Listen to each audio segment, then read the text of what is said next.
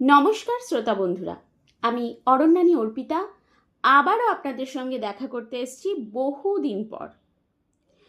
এই থ্রিলার স্টেশনের গা ছমছমে যাত্রাপথের শুরু আমার হয়েছিল একটা অভিশাপের হাত ধরে, আদিম অভিশাপ।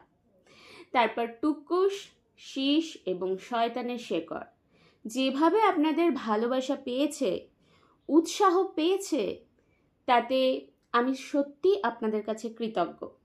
আর তাই থ্রিলার স্টেশন আমার কাছে খুবই স্পেশাল একটা চ্যানেল। এই থ্রিলার স্টেশনে আমি তাই নিয়ে এসেছি আমার আরেকটি গা ছমছমে এবং একই সাথে প্রেমের, ভালোবাসার উপন্যাস নিয়ে। এই উপন্যাসটা কতটা ভয়ের, কতটা আতঙ্কের, কিংবা কতটা প্রেমের, কতটা পৃথিবীর বুকে, সমাজের বুকে লুকিয়ে থাকা প্রাচীন ঘৃণার দগদগে ঘা, সেই বিচারটা আপনারাই করবেন। শুধু লেখিকা হিসাবে আমি বলতে পারি, কাবুস আপনাদেরকে হতাশ করবে না।